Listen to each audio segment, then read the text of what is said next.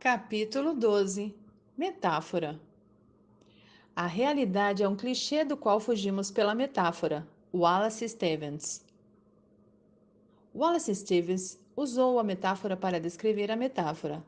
Jamais poderemos descrever o mundo diretamente, portanto, de certa forma, toda linguagem é uma metáfora. Ela aponta algo além de si mesma.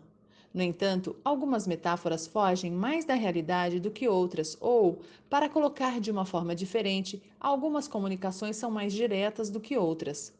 Quanto menos direta, mais metafórica. Isso não quer dizer que a metáfora não possa transmitir significado. Ela é especialmente boa para transmitir significados múltiplos ou ambíguos. Uma boa metáfora pode valer 1000 palavras e várias imagens. Ser capaz de usar metáforas é uma base de boa comunicação e redação, do bom treinamento, ensino e da boa terapia. A palavra metáfora vem de uma raiz grega que significa levar além. A metáfora nos leva além de um significado e abre a nossa mente para muitos significados possíveis. Em PNL, a metáfora abrange figuras de linguagem, histórias, comparações, símiles e parábolas. A metáfora é um passo para o lado. Ela segmenta para o lado em termos de PNL. Metáforas não entram em maiores detalhes, segmentar para baixo. Não entram em classes mais gerais ou aspectos mais amplos, segmentar para cima. Comparam um aspecto a outro para iluminar. Uma metáfora é como um holofote dirigido a um objeto, fazendo com que pareça ser de cor diferente, ou transpor uma partitura para outra escala, ao mesmo tempo tornando-a mais elaborada. A melodia é a mesma, mas a expressão é diferente. Uma metáfora pode ser como uma lufada de ar fresco em uma sala de aula abafada. Metáforas do dia a dia. Metáforas fazem uma comparação, segmentam para o lado para iluminar um objeto, para mostrar que é como outra coisa. Paradoxalmente, ao fazerem uma comparação, tornam o significado original mais claro. Precisamos de comparação para compreendermos. Toque as costas de sua mão com um dedo. Você obterá algumas informações sobre como são as costas de sua mão. Agora, mova seu dedo ao longo das costas de sua mão. Você obtém muito mais informações a partir das diferenças. Precisamos da diferença para compreendermos qualquer coisa, e a diferença deve envolver uma comparação. Metáforas estão por todo lado em nosso entorno. Boas metáforas do dia a dia passam para a linguagem comum como clichês. Por exemplo, ele caiu como uma jaca madura ou está chovendo canivetes. Se pensar nessas duas metáforas, verá que são ridículas, no entanto, claramente fazem sentido em algum nível porque as pessoas dizem isso o tempo todo. Metáforas também surgem nas histórias. Histórias são importantes, são nossa herança. Em sociedades sem linguagem escrita, as histórias são como a sabedoria, a ciência, a lei e as ideias políticas e econômicas são passadas adiante. Numa empresa, a cultura é elaborada a partir de histórias. Histórias sobre os gerentes e os diretores, histórias sobre como a empresa foi fundada, como chegou onde está. Há também as histórias contadas na hora do cafezinho, as histórias que os gerentes seniores jamais ouvem, mas que afetam profundamente como as pessoas respondem a eles e como trabalham. Se um consultor quiser compreender uma empresa, precisa ouvir as histórias contadas pelos funcionários. Verdadeiras ou não, elas definem a cultura. Organizações inteiras têm metáforas de identidade. Claramente, uma organização que se vê como um negócio familiar fará negócios de forma diferente e tratará seus funcionários de forma diferente de uma organização que pensa em si mesma como uma implacável máquina de luta ou uma organização que aprende.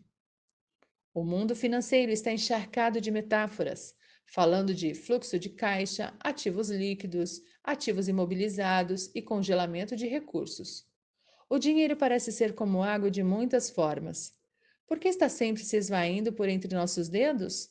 Há também o dinheiro sujo que é lavado. O mundo de vendas tem tantas metáforas quanto há canhões nas muralhas de uma fortaleza. Muitas organizações utilizam metáforas de guerra, tomar o mercado e derrotar a concorrência. Alguns profissionais de venda se armam com a mais recente tecnologia, enquanto outros falam de cortejar o cliente, de seduzi-lo. A saúde e a medicina também estão repletas de metáforas. A guerra contra o câncer, lutar contra o resfriado comum, erradicar germes e assim por diante. Nosso sistema imunológico é comparado a uma sofisticada máquina de matar. Também temos metáforas que descrevem como nos sentimos, frequentemente chamadas de linguagem orgânica. Por exemplo, ele está se queimando naquele emprego. Você me dá náuseas. Ele é como uma dor no pescoço. Apoie-se sobre seus próprios pés. Mostre um pouco de espinha dorsal, tá? Aquilo foi difícil de engolir. Está partindo meu coração. Você está dando nos meus nervos. Nenhuma dessas metáforas são literalmente verdadeiras, mas são espantosamente sugestivas e muitas podem ter algum efeito em algum nível.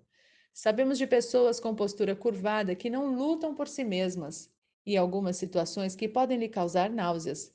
Deepak Chopra tem um ditame interessante em seus livros sobre a saúde. Seu sistema imunológico está bisbilhotando seu diálogo interno. Isso em si é uma metáfora evocativa e sugere que podemos nos convencer a ficarmos doentes ou saudáveis. Na verdade, não é surpreendente, porque esperamos totalmente que médicos, terapeutas e psiquiatras o façam. Assim, metáforas não são boas nem más, mas têm consequências relativas a como nos relacionamos com o mundo, com outras pessoas e com nosso próprio corpo. Uma metáfora que confere empowerment o ajudará, uma metáfora tóxica o enfraquecerá. As histórias que contamos e como as contamos a nós mesmos e a outros afetam profundamente nossas vidas, elas criam nossa realidade. Tipos de metáfora. Há muitos tipos de metáfora, e uma metáfora pode se encaixar em mais de uma categoria.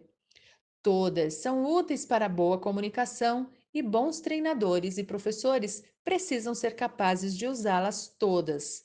A comparação ou a analogia. Esse é o tipo mais simples de metáfora. Você essencialmente diz: isso é como aquilo, por exemplo. Treinar é como ser ator, ou veja o que está querendo dizer. Compreender é como ver. Essas metáforas são amplamente disseminadas e enriquecem nossa linguagem. Em um contexto mais amplo, você pode usar uma comparação como tema, referindo-se a ela algumas vezes e ampliando-a com outros elementos da mesma metáfora. Por exemplo, consultoria é como o trabalho de um detetive. Que tipo de detetive você quer ser? Qual é o crime? Quais são as pistas? Esse tipo de metáfora é denominada metáfora organizadora. Metáforas de aprendizagem geral. Essas comunicam um ponto geral que você quer estabelecer de forma mais eficaz do que a de dizer diretamente. Podem ser curtas e grossas ou extensas e relaxadas. Por exemplo, tínhamos um inspetor na escola. Era um homem inflexível. Jamais permitia que agíssemos fora das regras da escola. Sempre que havia alguma dúvida, ele dizia: mostre-me uma regra que diz que podem fazer isso. Nós respondíamos: tudo bem, mostre-nos uma regra que diz que não podemos.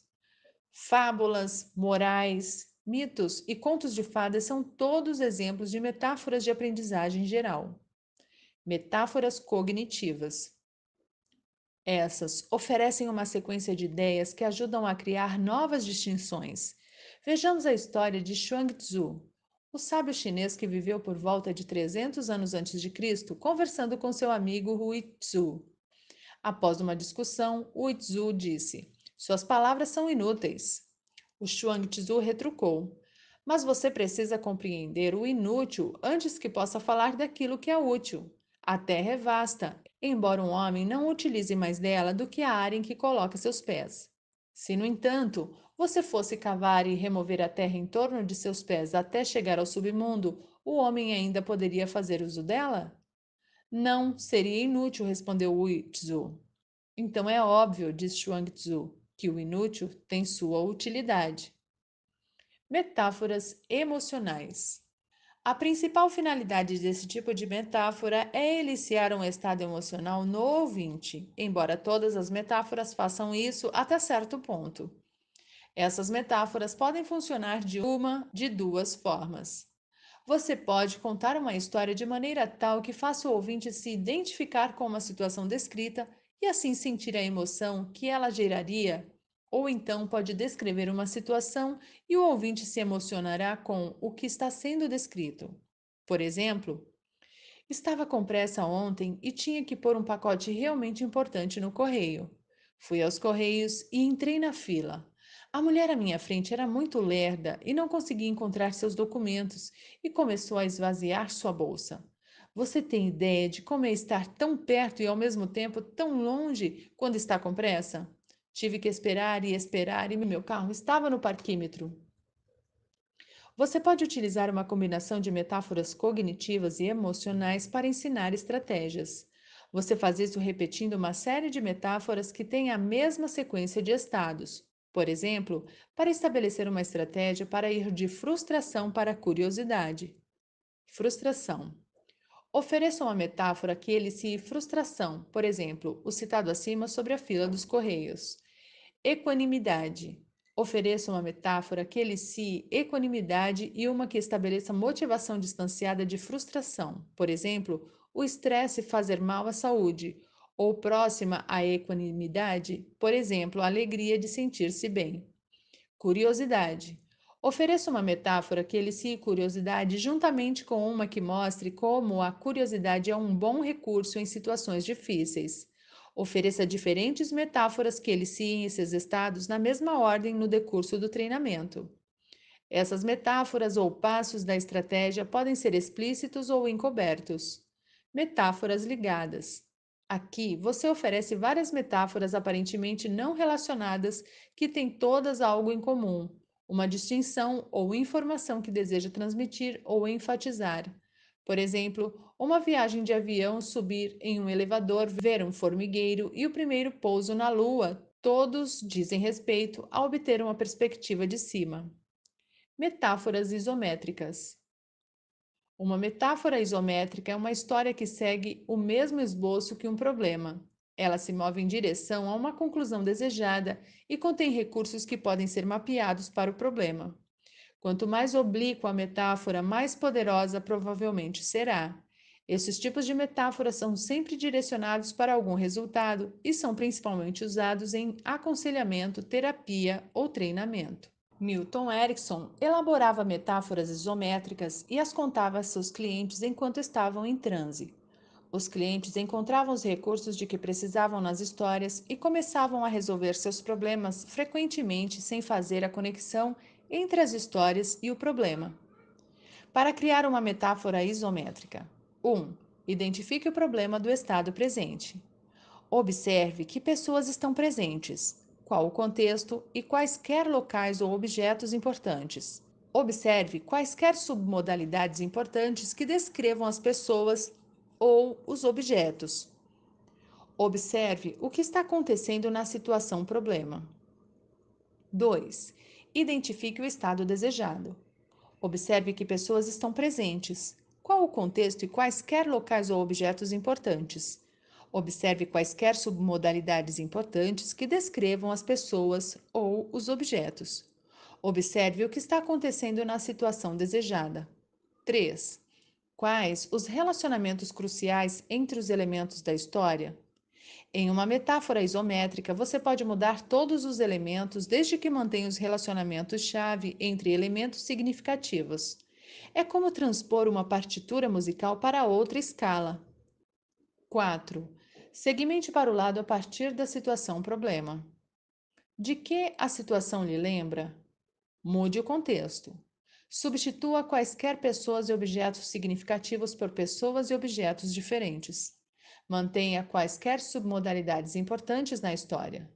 Desenvolva uma linha de narrativa que leve do presente para o estado desejado.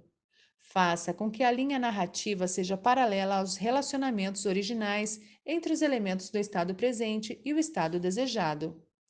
Às vezes, é mais fácil trabalhar de frente para trás a partir do estado desejado. Que passos seriam necessários para chegar lá? Você pode utilizar suas próprias experiências como base para a história, Ou quaisquer livros, filmes, novelas de televisão, parábolas, piadas ou lendas mitológicas. Quando contar a história, deixe o ouvinte relaxar.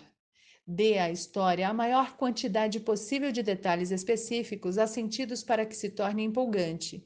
Procure fazer com que o ouvinte se engaje e participe para que queira saber como a história termina. Uma metáfora isométrica não funcionará a não ser que o ouvinte seja atraído para o enredo da história. Uma metáfora eficaz deve engajar o ouvinte. Como você pode fazer com que suas metáforas sejam eficazes? Use predicados sensoriais, não linguagem digital. Você quer que o ouvinte veja, ouça e sinta a história em sua mente. Você deve engajar os sistemas representacionais dele. Use suspense. O ouvinte desejará saber o que acontece a seguir e esperará uma solução satisfatória para a história. Encoraje o ouvinte a se identificar com um personagem para que seja levado pela história. Use piadas e humor que estabeleçam as expectativas do ouvinte e então mude subitamente de significado de forma inesperada e incongruente. Duas histórias.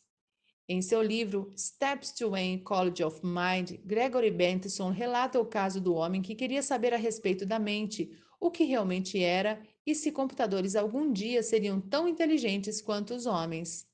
Ele digitou a pergunta a seguir no computador mais poderoso da época, que ocupava um andar inteiro do departamento da universidade. Você computa que algum dia pensará como um ser humano?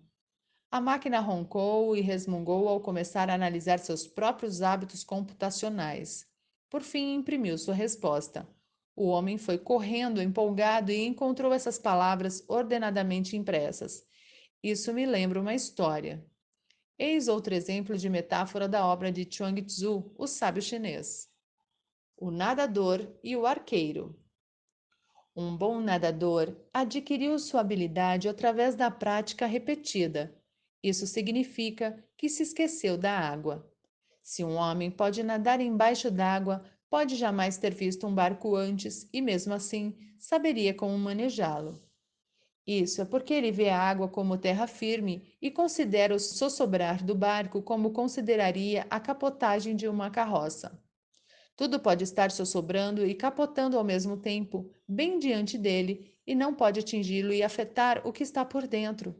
Então, onde poderia ir e não estar à vontade? Quando está apostando fichas em um concurso de arco e flecha, você atira com habilidade. Quando está apostando fivelas de cinto elaboradas, você se preocupa com sua pontaria. E quando está apostando ouro de verdade, seus nervos viram frangalhos. Sua habilidade é a mesma em todos os três casos, mas por um prêmio significar mais para você do que o outro, você permite que considerações exteriores pesem em sua mente. Aquele que olha demais para o exterior se torna desajeitado no interior. Plano de ação: 1. Se tivesse que descrever sua vida no momento como um livro, uma série de TV, uma peça ou um filme. Seria uma comédia, uma comédia de humor negro, uma obra de suspense, uma farsa? Qual seria o título? Pesadelo na Rua Elm? Caçadores da Arca Perdida? Missão Impossível? Harry Potter e a Taça de Fogo? Quais as implicações do título que você escolheu? Por que escolheu esse título? Quais as similaridades que você viu entre o título e sua situação no momento? Como termina o filme ou o livro? Que recursos o protagonista possui que lhe permitem resolver seus problemas? Você pensa que esse recurso específico pode ajudá-lo também? Como poderia desenvolver esse recurso? Que filme, série de TV, livro ou peça gostaria de ter como vida no momento? Por quê? 2. Pense em seu trabalho e complete essas sentenças. Não precisa ser para trabalhar aqui, mas ajuda. Trabalhar no meu ramo de negócios é como? Por quê? Quais as implicações de sua metáfora? O que ela sugere sobre o tipo de trabalho que você faz e o tipo de organização para a qual trabalha? Qual o melhor aspecto dessa metáfora? Qual o pior aspecto dessa metáfora? Que recurso você poderia utilizar para lidar com o pior aspecto? 3. Pense em um problema que tem no momento. Vá a um de seus livros favoritos. Livro de negócios, romance, história de suspense, de autoajuda, de autodesenvolvimento, não importa. Faça com que seja um livro do qual goste de ler. Feche os olhos e abra em uma página aleatoriamente. Mantenha seus olhos fechados, aponte com o dedo para um lugar no meio da página em que abriu o livro. Agora, abra os olhos e leia a sentença para a qual está apontando, talvez continuando até a próxima sentença para completar o sentido. Como essas palavras se relacionam com o seu problema? Que recursos sugerem? Você pode não obter uma resposta imediata, mas mantenha as palavras em mente e algo irá sugerir.